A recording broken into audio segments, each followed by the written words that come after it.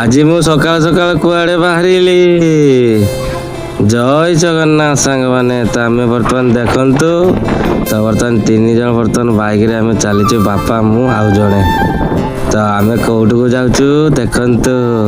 ତ ଆସିକି ବର୍ତ୍ତମାନ ଆମେ ପହଞ୍ଚି ଗଲୁ ମୋବାଇଲ ସପ୍ରେ। ତ ଏଠି ଗୋଟେ ଆମେ ନୂଆ ମୋବାଇଲ ନେବା। ତ ଆପଣମାନେ ଦେଖନ୍ତୁ କେମିତି ଲାଗୁଛି, ଆପଣମାନେ କମେଣ୍ଟ କରିବେ। ତ ବହୁତ ସମୟ ପରେ ଆମେ ଗୋଟେ ମୋବାଇଲଟି ନେଲୁ। ଏ ମୋବାଇଲଟି ଦେଖନ୍ତୁ କେମିତି ଲାଗୁଛି, ଆପଣମାନେ କମେଣ୍ଟ କରିବେ ସାଙ୍ଗମାନେ। ତ ବହୁତ ଦିନର ଆଶା ଥିଲା, ତ ଆଜି ଗୋଟେ ନ୍ୟୁ ମୋବାଇଲ ନେଲୁ। ତ ନ୍ୟୁ ମୋବାଇଲ ଆପଣମାନେ ଦେଖନ୍ତୁ। ଆଉ ଜାଗାଟି ହେଉଛି ଆମର ଲଙ୍ଗଳେଶ୍ୱର ବଜାର ଉପରେ। ତାପରେ ଆମେ ରାତିରେ ଆସିଲୁ ବର୍ତ୍ତମାନ ମେଳାକୁ। ଗାଁରେ ବର୍ତ୍ତମାନ ମେଳା ବସିଛି, ତ ସେଇଥିପାଇଁ ବୁଲିବାକୁ ଆସିଲୁ। ଆଉ ଦେଖନ୍ତୁ ସାଙ୍ଗମାନେ, ଆମ ପୁଅ ରାଜ ଆଉ ମୋ ଭଣଜା 2 ଜଣ ବର୍ତ୍ତମାନ ଗାଡ଼ିରେ ବୁଲାବୁଲି କରୁଛି।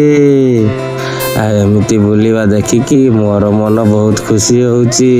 ତ ସାଙ୍ଗମାନେ ଦେଖନ୍ତୁ ଆମ ରାଜକୁ, ଆଉ ଭଣଜା ବାଇକ୍ରେ ବସିଛି। ରାଜ ଆମର କାର ଚଲୁଛି।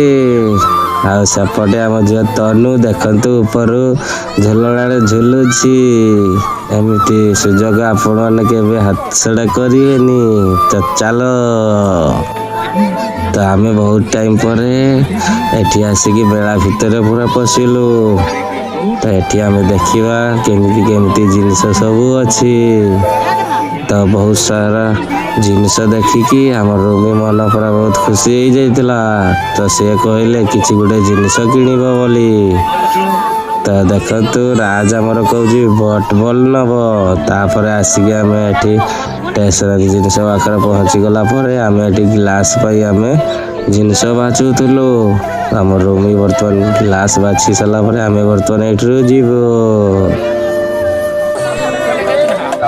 ତ ବହୁତ ଟାଇମ୍ ବୁଲାବୁଲି କରିଲା ପରେ ମୋ ଭଣଜା ସବୁ କିଛି ଜିନିଷ ଧରିକି ଛିଡ଼ା ହେଇଥିଲା।